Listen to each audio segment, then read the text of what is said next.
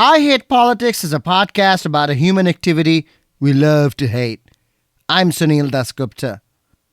Shortly before the pandemic turned the world upside down, the Montgomery County Council passed a controversial new law which allowed owners of single-family homes to build a separate structure on their property that could be used as an independent living unit. That is, with its own kitchen, bathroom, bedroom, and even washer-dryer. These are called accessory dwelling units, or ADUs, and are seen as one of many answers to the housing shortage in many desirable suburban areas where zoning law has prohibited these kinds of buildings in the past. The term ADU is also used to refer to a basement or loft apartment, a small duplex, a studio above the garage, and several other permutations, all of which enable independent living in them. They can be used as in-law suites, for adult children, or to rent out. Now, the law is one thing. The housing shortage in Montgomery County has long led homeowners to divide and subdivide their homes to accommodate unrelated folks living together.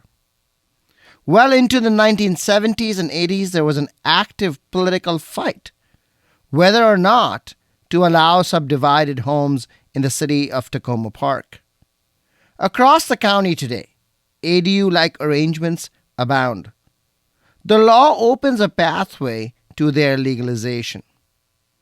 Yet, despite this opportunity, few homeowners have taken the trouble of building new ADUs. To find out why, I talked with architect Eric Saul, who actually built what could be the county's first newly permitted freestanding tiny home ADU, and with former HOA board member and lawyer Eric Herron on how county law on ADUs and state law on HOAs conflict.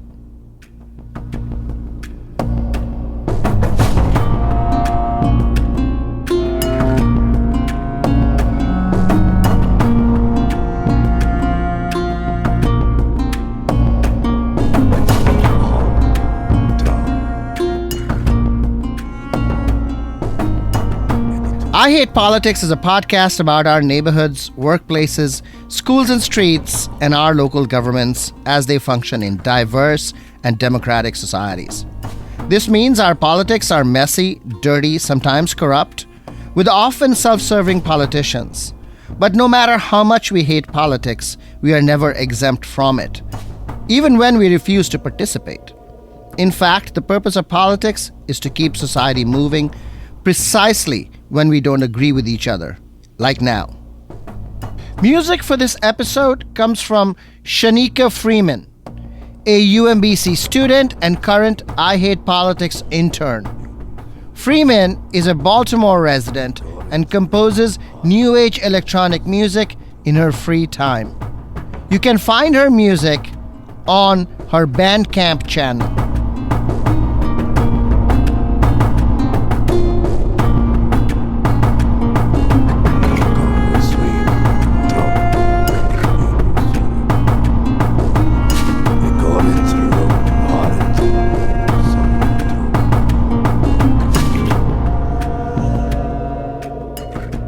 In the news this week, Maryland Matters, arguably the finest statewide news reporting organization, is now 6 years old.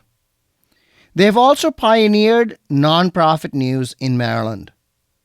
Congratulations to founder Josh Kurtz, editor-in-chief Daniel Gaines, and the rest of the team.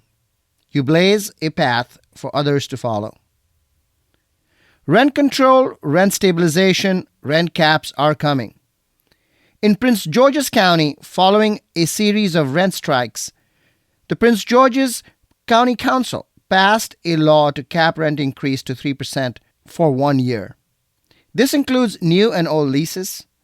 Prince George's County Municipality, Mount Rainier, passed a separate, more permanent law to cap annual rent increase to 60% of the regional consumer price index. In Montgomery County, the city of Tacoma Park allows rent increases up to the regional consumer price index plus, which right now works out to 7.3%. Last November on the podcast, I did a straw poll of Montgomery County Council members on the issue, and it did seem like some form of rent restriction will pass. We now have two competing rent control bills. One from council members Will Joando and Kristen Mink, and County Executive Mark Elrich, which proposes a 3% or a consumer price index related cap, whichever is lower. And a second bill from Natalie Fanny Gonzalez, Gabe Albornoz, Marilyn Balcombe, Sidney Katz, Don Lutke, and Andrew Friedson, which caps rent increases to 8% plus the regional consumer price index. The Joando-Mink bill would exempt new construction for 10 years. The other bill will exempt new construction for 15 years. The second bill is starting with a majority of 6 sponsors. Council President Evan Glass, Council members Lorianne Sales and Kate Stewart are not sponsoring either bill, but my expectation is that they will probably support some version of the Joando-Mink bill, but that is still 5 votes, not a majority. After months of worsening perception of crime in downtown Silver Spring, County Executive Mark Elrich is offering a late-night business safety plan, which seeks to involve the late-night businesses in preventive measures and possible investigatory steps should something happen. As background, county officials, including the police department, have identified fighting and hooliganism at late-night businesses as one element contributing to the view of lawless Silver Spring. Step back further. In 2013, the county organized a nighttime economy task force that specifically sought to encourage after-hours entertainment and related businesses. At the recommendation of the task force, the county allowed late night activities, which might have been shut down before. The plan succeeded. Downtown Silver Spring became a center for late night hangout. But authorities say the county did not build the necessary accompanying infrastructure, and it was difficult to respond in time when these fights broke out, which it seems happened regularly. As the sense of crime in downtown Silver Spring grew, the public-private urban district has been offering escort services from businesses to cars and transit points, patrolling parking lots, and improving the general maintenance of the downtown area. But now, this proposed new law seeks to impose clear responsibilities on late-night businesses themselves. Late-night businesses are defined as those providing services between midnight and 6 a.m. The bill requires late-night businesses to develop a late-night safety plan, which they must have approved by the police department. No business can operate after midnight without a police-approved safety plan. The plan could include having to hire security personnel and pay for security training, install high-definition cameras for 24-hour video recording, new exterior lighting, removing blackout shades from windows, and may include metal detectors and pat-downs, though these measures can only be recommended, not required, by the county police.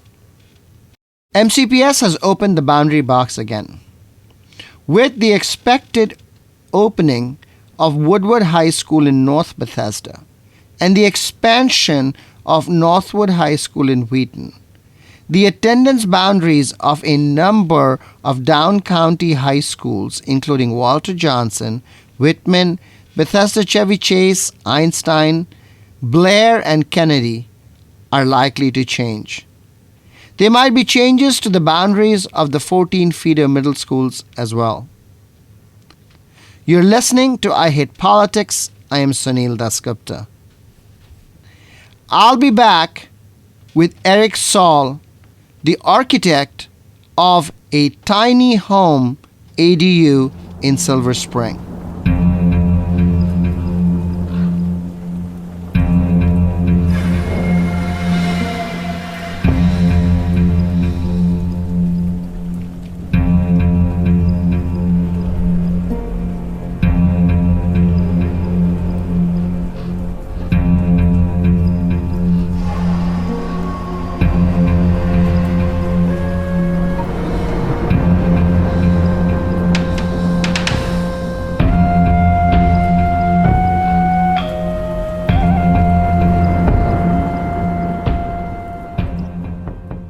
Eric Saul, welcome to I Hate Politics. Thanks. It's good to be back. What is this, like my third or fourth time on your show? I think third.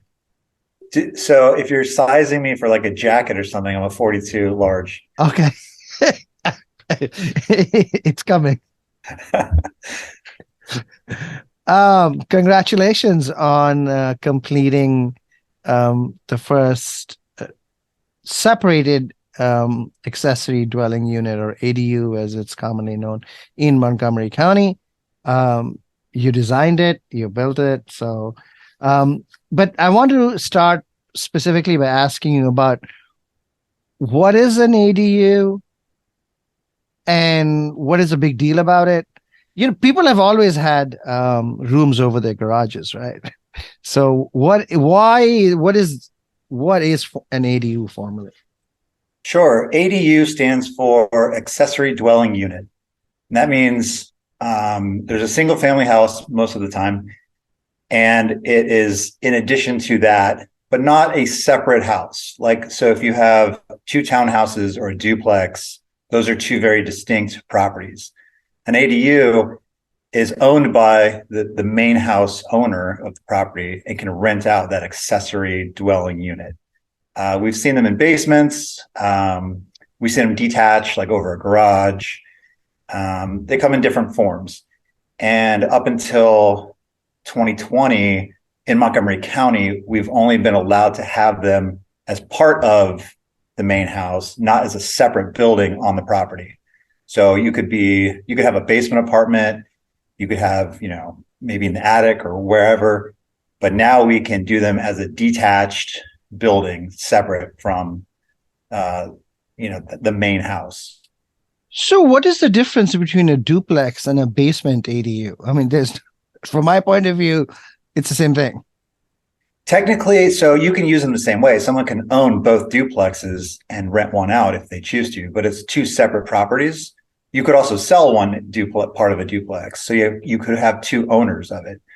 No one can ever own the ADU except for the owner of the property. So that accessory dwelling unit will always be a rental. It will never be two separate owners. And that ADU is always like a secondary piece. It's smaller. Our rules, at least here, make that 50% the size of the main house. If the issue is that you can only build up to 50% of the floor area of the main building, and you have a McMansion, then you can have a really large ADU. Or you could come to my house and you could get a 700 feet ADU. Yeah, I mean, one of the rules that we have that prevent that is not only is it 50% of the footprint of the main house, but it also has to be 10% of the overall lot size. So if you have a 6,000 square foot lot, you can only build a 600 square foot ADU. And the max is 1,200. So if you have, a giant 10-acre property, you can only build 1,200 square feet. Now, your project, where is it what part of the county is it in? How big is it?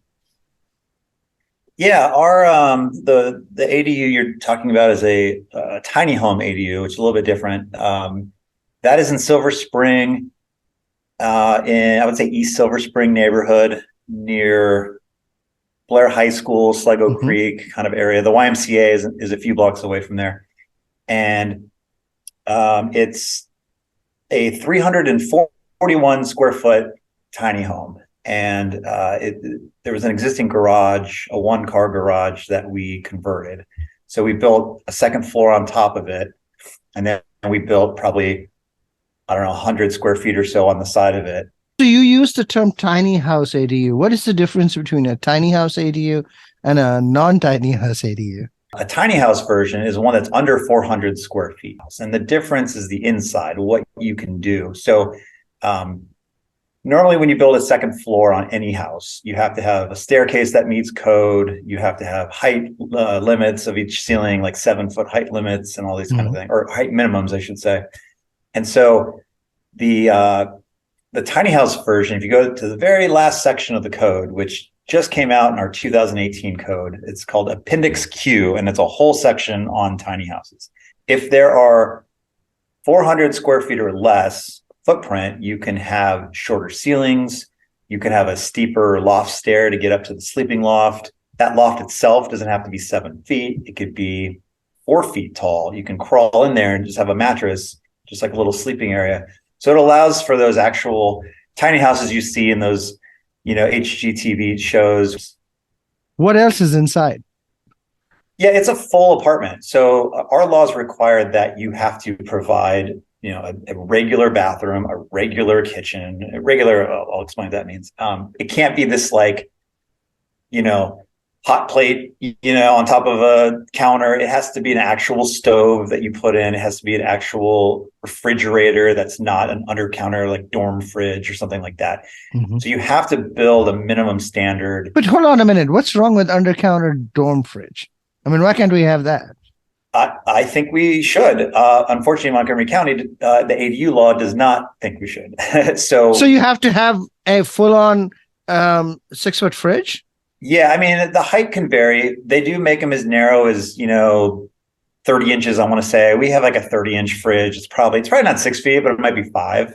But it cannot be an under-counter dorm fridge. They want a standing fridge. I guess they want this to be like a true apartment that isn't some super tiny thing that I don't know. I guess if you wanted to build your own house, I think you can do it. But if you're renting it out, it has to meet this minimum size, which I understand. Yeah. Okay. So if you get a rental permit, then it has to have a full-on fridge.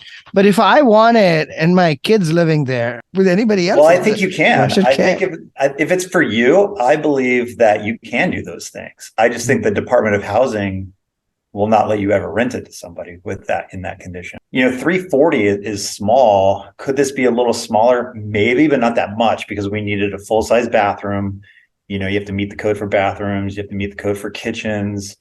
You have to have space for sleeping area, doors of a certain size. You can't have a mini door. You have to have a normal size 36-inch front door, egress windows. All these things kind of add up. So we probably built something very close to the minimum we could possibly do. Fridge, and then it has to have a stove. So I imagine electric stove, right? You're not bringing gas. Yeah, we put electric in this. It could have gas, but most people choose to do electric because it's a little bit cheaper, and you can find electric appliances that are, smaller. So the stove doesn't have to be a 36-inch wide range, which is your standard size. Mm-hmm. You can get a 24-inch range, sure. A little bit narrower. Sure. So it has its own electric panel that the unit, the tenant can access whenever they need to. So it's an independent panel, or is it a sub panel?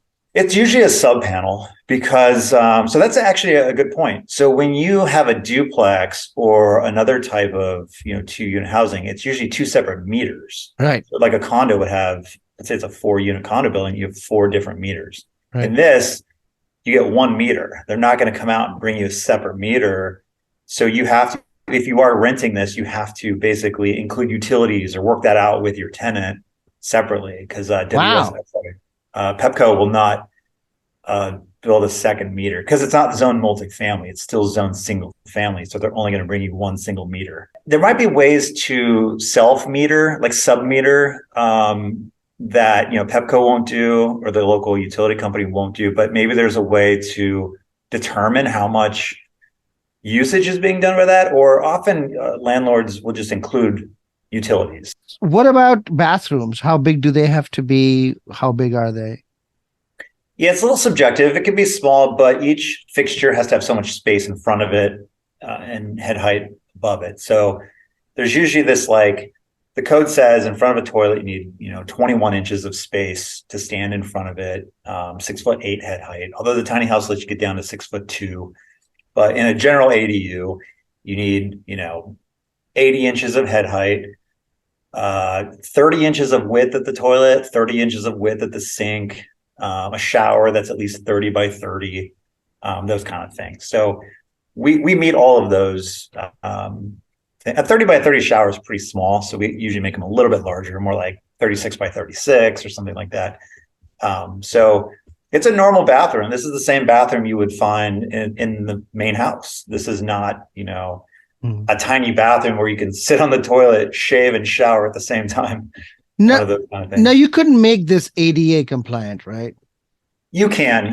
Some people ask for that. In fact, the very first detached ADU I ever designed was for an elderly family. So the parents were going to move into this ADU. So we designed it with larger doors, all one level. The bathroom widened a little bit to allow for, potential wheelchair access and those kind of things. So we did that. This was probably a 700 square foot ADU. Oh, okay. That we did. That's much bigger.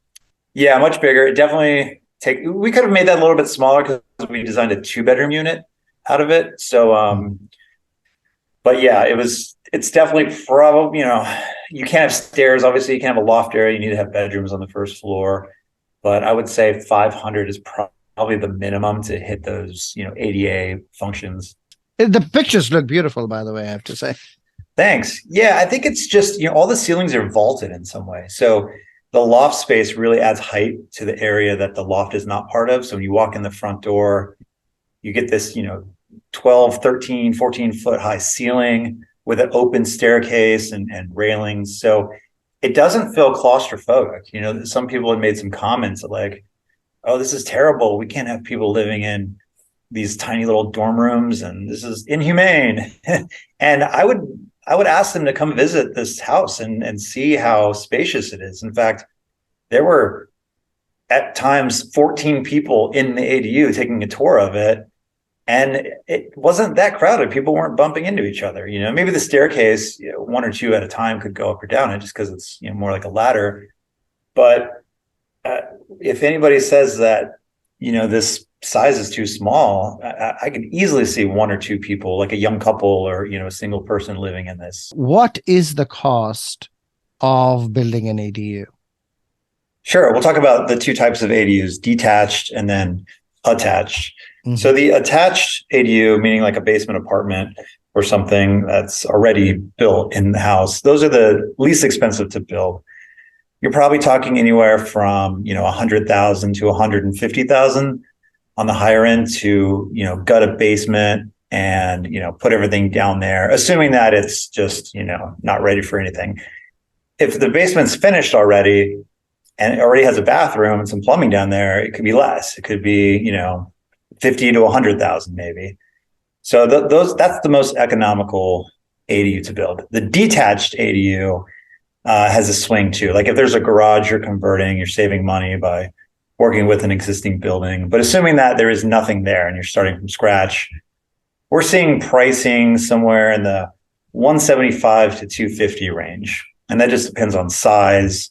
The big factor being how to tie in the plumbing and utilities and things like that to the main house. We have to run a sewer line out there and connect that and run utilities underground to the ADU. If that ADU is far away from the house, then you're running longer utilities. If it's down the hill from a house, you got to pump up sewer lines. There's all these sort of different factors with that. I would say the building is probably easily 150 to 200, but all this site stuff like the driveways, sidewalks, utilities underground, all that kind of stuff might add, 25 to 50K on that. That's expensive. It is. It's a lot more expensive than it was 3 years ago. Prices since, we've had inflation, we've had lumber shortages, we've had all kinds of things in the building industry. And it's probably added $50,000 to the cost of an ADU or anybody's project. Rent can cover that cost. So a $200,000 loan might cost somebody in the 1,200 to 1,400 range in a mortgage, a 30-year mortgage. Right. If you can get $1,500 a month for a one-bedroom, ADU, which is probably can get a little bit more than that, maybe somewhere between 1,500 and 2,000, just depending on the area. I think you can make up for that cost. We do have one client who is in retirement age, and she's planning to build the ADU for herself. And so she will live in the ADU and then rent the main house. And that's more cost effective for her because she'll get more monthly income from renting the main house, obviously. So we have that going on in Silver Spring right now. That's exciting. And it's roughly a similar, like 2-story lofted ADU, similar to this one. And so I think, the ladder stairs, do you think in retirement, that's a good idea? She was fine with it. We talked to her about all the, implications of doing it. And we have the bedroom on the first floor and the loft area is kind of more the bonus space. So this ADU that we're doing is a little bit different in that all functions are on the first level. What were the challenges you faced in building ADUs? A garage can be 5 feet off the property line on the front, the rear and the side. An ADU has to be 12 feet off the back property line and 7 feet or whatever the house is. So in this case, it was 7 as to match the house. So we were already over both those lines. And also the footprint of the garage was only 190 square feet. There was no way to add enough to it. So any way we added up, down, left or right, we're crossing some sort of property line. There wasn't much space for an ADU in the backyard. And it has to be in the backyard. You can't put it on the side, can't put it on the front. You can only go in your backyard.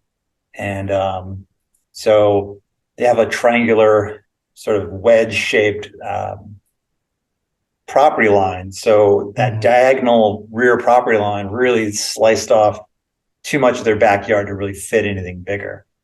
I would say on the construction side, you have the fire sprinkler, a detached ADU, a basement apartment, and a house you do not. So part of the challenge is a lot of these old houses don't have a large enough supply line for the main water supply. So to bring in fire sprinklers and meet code on that, you need to pump a lot more water in the potential, event that you might have a fire. So a main upgrade is usually part of it. That's thousands of dollars. The fire sprinklers themselves are $10,000 roughly. So, and then the inspection part of that is really long. The contractor installed the fire sprinkler, waited 6 weeks, 7 weeks for an inspection to approve the fire sprinkler. So construction was kind of shut down for a little bit. So there's a bunch of little delays throughout the whole process. This specific one took a whole year to design, permit, and build.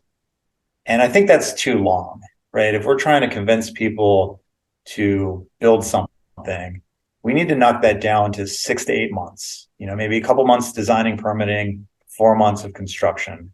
It should not take a year for something so obviously, simple as this little ADU. Do you know if ADU taxes is just like an extension of the regular home, or they have a different way in which they calculate? I'm not an expert exactly, but I'm pretty sure that the ADU is just extra property tax based on the value added to your property. And then any income tax you make, rent being a landlord, just gets taxed as regular income. That's it.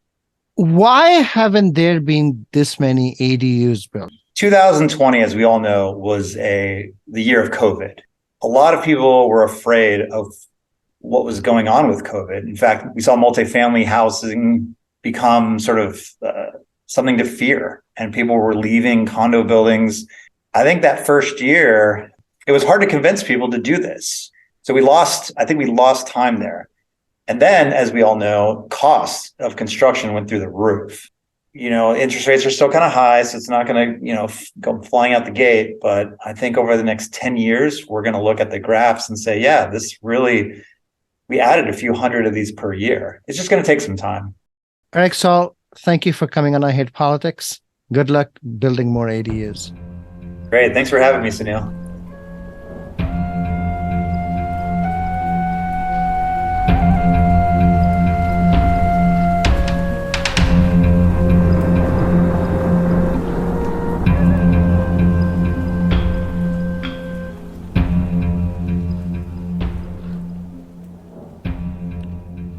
After talking with architect Eric Saul about his brand new detached tiny home ADU project in East Silver Spring, it occurred to me that there was yet another fault line in the county's ADU policy.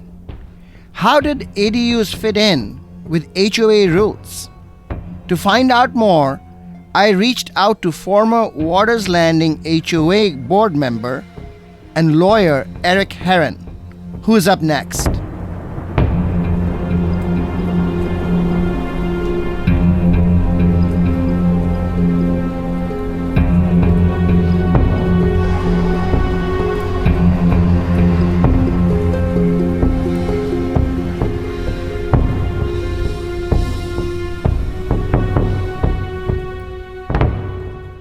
Eric Heron, welcome to I Hate Politics. Happy to be here. Now, you were until recently a board member in the Waters Landing HOA up in Germantown.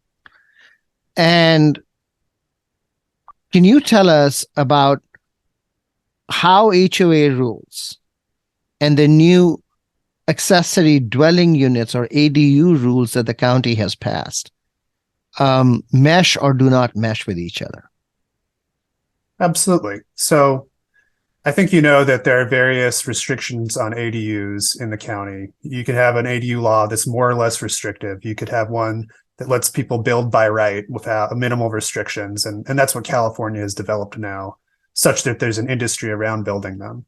Or you can have a more restrictive law like we have in Montgomery County that has lots of poison pills that effectively make it difficult or impossible for most residents to actually build them.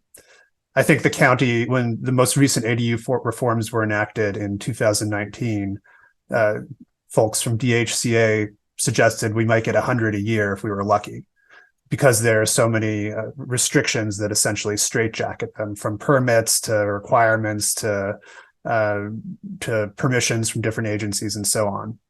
But even behind all that, there's a problem of the conflict between ADU law and HOA rules.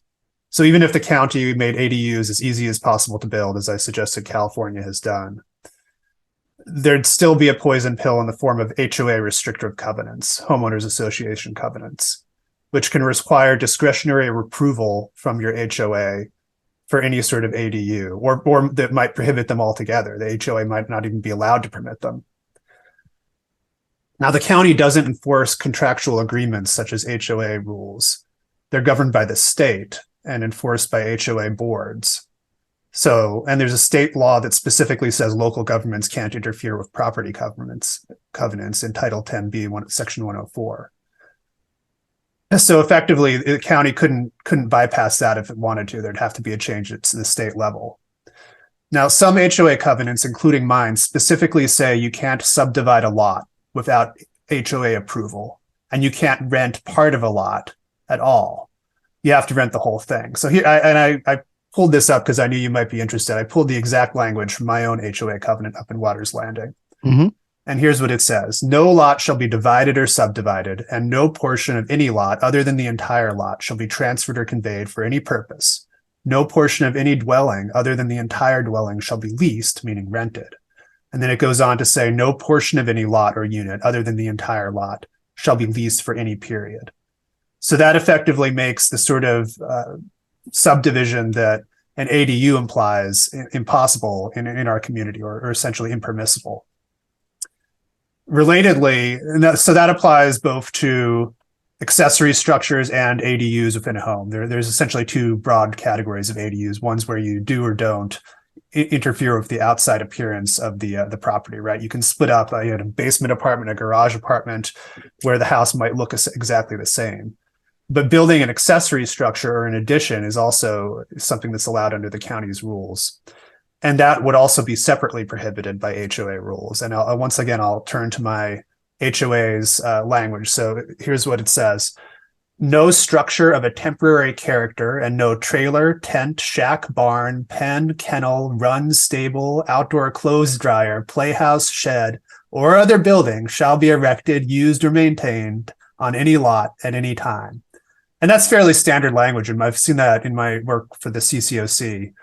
I've seen that in a lot of other HOA governing documents that essentially would prohibit any sort of accessory structure, such as an ADU, from being built. Okay. Explain what the CCOC is before we move. Oh, of course. So the CCOC is the Commission on Common Ownership Communities. It's a Montgomery County commission. Montgomery County has dozens of commissions whose members are appointed by the county executive. There's various vetting processes. And the commission is essentially like an HOA court. It has an advocacy and an educational role as well, but the main function is that if you have a dispute with your HOA, if you're a homeowner, or if an HOA wants a homeowner to do something with their property, they can file a case with the CCOC, and the commission reviews it. There's an elaborate process for this, and there's various. Oh, so it's judicial. It is a quasi-judicial agency. Correct. It has concurrent jurisdiction, which means you could do this in state or county court, but we have more, theoretically, we have more expertise and we can move things along quicker than you might have in county court. So yeah, it serves a judicial role. I've served on several different panels hearing disputes. We have a mediator role as well. And then we write judicial opinions that can be used as precedent for HOAs generally. The door color issue is perhaps the most typical HOA dispute, I imagine. The Fair Housing Act, when it made racially exclusive covenants illegal, what is the argument they used? Did they go after the contractual basis of that? Or how did they undo it? Because that would have implication for the door color issue, I would think. So it had to do with the fact that you can't make invidious discrimination on the basis of race.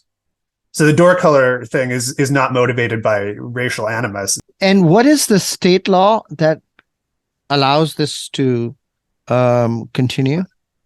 HOA covenants generally developed out of the common law initially. That was back in the 1840s and 1850s, based on a series of cases that came out of England and spread to the United States. Essentially as an outgrowth of property and contract law, allowing you to insert contractual provisions in contracts and allowing courts to enforce them. But since then, because HOAs have become the sort of dominant form of organization for suburban communities generally, there are state and county laws across the country detailing their organization and functioning of HOAs. So in state Title 11B, Section 104, you have the state's HOA law, which goes into great detail on how HOAs are supposed to function, what they can do, what they can't do. And then you have County Code Section 10B, which deals with, which creates the CCOC, which is the body that adjudicates disputes. So it's started out as a private contractual, a quasi-governmental agreement formed in contract and property law, but now it's sort of taken on the imprimatur of the state through these various enabling laws that govern how HOAs are supposed to function. So they are not entirely anymore private contractual issues, right? They are now serving as public bodies, and therefore they have a different standard and, I mean, burden in terms of motivation, all of that. So what I would say is that in a de jure sense, there's still contractual entities, but in de facto, because states have enacted all these rules that govern how they should function, they've taken on a quasi-governmental role, right? And that goes to even how you can organize an HOA board, how you hold elections, the rights of HOAs respect relative to their residents and so on. So yeah, they've essentially become quasi-governmental organizations. So I can contest the door color rule on constitutional basis. Issues like aesthetic preferences are clearly constitutional, though. That's already been sort of established. I think you're thinking that maybe the door color is like arbitrary and capricious in such a way that there's no rational basis that it would be allowed, and that's just that's not how most people see it, right? Because most people want aesthetic uniformity in their communities. Maybe I shouldn't say most, but enough homeowners want that it's considered acceptable, and that aligns with the Supreme Court doctrine on this. In the famous case that allowed zoning generally, the Supreme Court, this is like the Village of Euclid versus Amber Realty Company, 1926, I believe. They expressed a strong preference for residential uniformity and protecting the aesthetic preferences of homeowners against encroachments from interlopers who wanted non-conforming uses. So our society has essentially said that the door color issue is settled and that it's valid, and that your opinion on that is incorrect, unfortunately. Let's talk about the role then of the county in preempting some of this. So the county can't preempt because this is state law. Correct. As it's allowed to do zoning regulations, so it's allowed to do certain things, but yeah, so the county cannot unilaterally override HOA rules. But how does it do zoning without overriding HOA rules? For example, with the ADUs, with the accessory dwelling units. So, one way would be to have a carve out on the and the state regularly carves out or says that there are certain things that HOAs can and can't do. There is actually a bill introduced in the 2021 legislative session that would have carved out ADUs from HOA law statewide, except for Montgomery County and Prince George's County. This was introduced by a Baltimore legislator, and she thought, I guess, that it would be not more politically palatable if she carved out those two counties. But it ended up not making it out of committee anyway, so it didn't work. But so the roadmap is there. There have been laws, different jurisdictions that would essentially carve out, ADUs so that counties can allow them over and above the various HOA rules in place. But yeah, so that's essentially it. And then the county does this all the time. There are all kinds of, or rather the state does this all the time. There are all kinds of state level exceptions. Like you may be interested to know that, turf requirements by HOAs are no longer valid. You're allowed to have a rain garden or butterfly garden. That's right. I was following that case out of Howard County. Yeah. So that was a state, it was an instance where an HOA tried to enforce turf lawn rules and were successful, but then the resident went to the state and got a law passed saying that, anyone, no turf law rules or you can have a rain garden or butterfly garden. And, technically now anyone in the entire state could get rid of their turf lawn if they wanted to. Right. And so that's my issue with the door color. Yeah. Right. Why is door color any different from the rain garden issue? Yeah, I guess the difference is that there's not political mobilization in favor of it. I mean, perhaps you can get the state to override the door color rule if you want to change your door color, or I think you'd have better luck getting your HOA to change its policy. Just run for your HOA board personally, but. Well, yes, I agree, but I think I'm questioning the fact why we have to do this piecemeal. Why not just, enable the county to do some, to manage its properties? Well, because it's a private property issue, right? So it's a matter of when the developer set up these communities, it created an HOA, it set certain rules, the residents. But it's still a private property issue when it comes to a rain garden. It's still private property. So we are making these carve outs. I'm just wondering about the size of the carve out. Oh, yeah.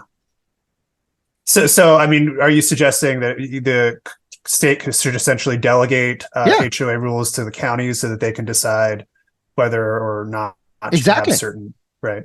I'm sure that there would be some people that would support that, it should probably break down along political lines over those, whether or not, people in the county are more or less in favor of particular policies. But if you believe in the general principles of delegation to the lowest level of government, then I suppose that something like that would be desirable. But as it stands, though, that's sort of we have delegation by the state to the lowest level, right, of the HOA, right, rather than to the high. So in a way, what you're asking is that we raise the threshold to a higher level than it is. Right, it's a jump over delegation. Yeah. In practice, though, I should say that if the Montgomery County state delegation got together and wanted to, I'm sure that they could get whatever carve out they want at the state level for Montgomery County in practice. So yes, if they agreed and there was consensus in the delegation, they would be able to do it. Correct. So in your belief, because of these things, the ADU law has not taken off in Montgomery County. Oh no, I think I guess I should say, like, there's probably a good distinction to be made between the ADU law and ADUs generally. So ADUs are widely, illegally used throughout the county, and they're taking off. It's hard to get data on that because the county, because it's illegal, they don't, track it. Anecdotally, it's very common. But I think the reason that this county's ADU law has failed to take off, if it got to the HOA point, you'd probably see some opposition. But right now, it's so difficult to build an ADU just under the county's preferences that, I think that's why it hasn't taken off. Like, we had maybe 400 in 2019. They were projecting maybe 100 more each year. I don't think they've met that. It's very, very uncommon to have legally permitted ADUs. And I think that's largely, not because of HOAs, although HOAs would block them in many places. I think, most of the reasons are that the county makes it so difficult in the first place. Okay. Eric Heron, thank you for the down low on HOAs and ADUs. Thanks for having me.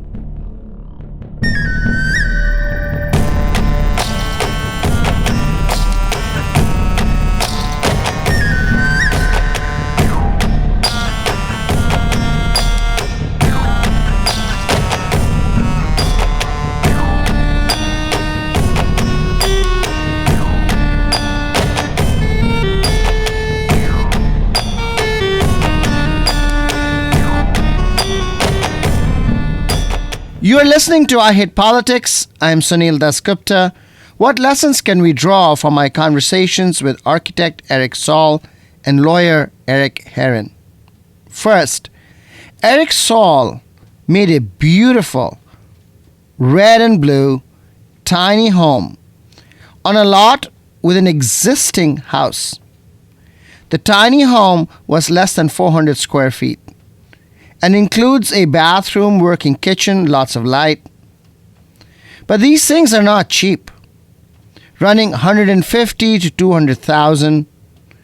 You can borrow the money, and the rent you get from it could cover a 30-year mortgage. But who wants a second 30-year mortgage on top of the first one, even if you have paid it off? And with interest rates these days, there have to be other considerations, such as a relative you want close by, or a really good rental market to motivate homeowners to spend this money. But Eric Saul is optimistic about ADUs taking off in the future as interest rates and construction costs settle back down. The architecture alone makes me want to see many more of them. Second, for more ADUs to be built, public policy needs to change. The original ADU law in Montgomery did not take into account that a large number of homes in the county are subject to HOA regulations, over which Eric Heron says the county really does not have jurisdiction. It is a worthy question whether HOA law should be managed at the state level or by the county, which manages property and property taxes. Third, notwithstanding the law permitting architecture obstacles, there is the sheer economic reality that homes across the county are subdivided to make housing affordable. Some of these are visible and others are not. Some the HOAs will find out about and enforce their rules, and others they won't even find out. The classic Tacoma Park boarding homes became the cause of pitched political battles many decades ago.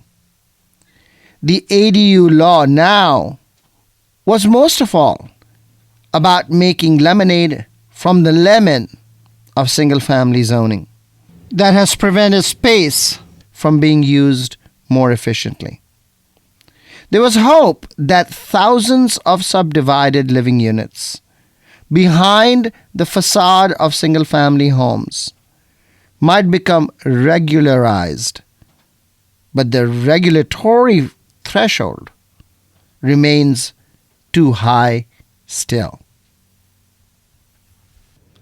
That's all for this episode. You've been listening to I Hate Politics.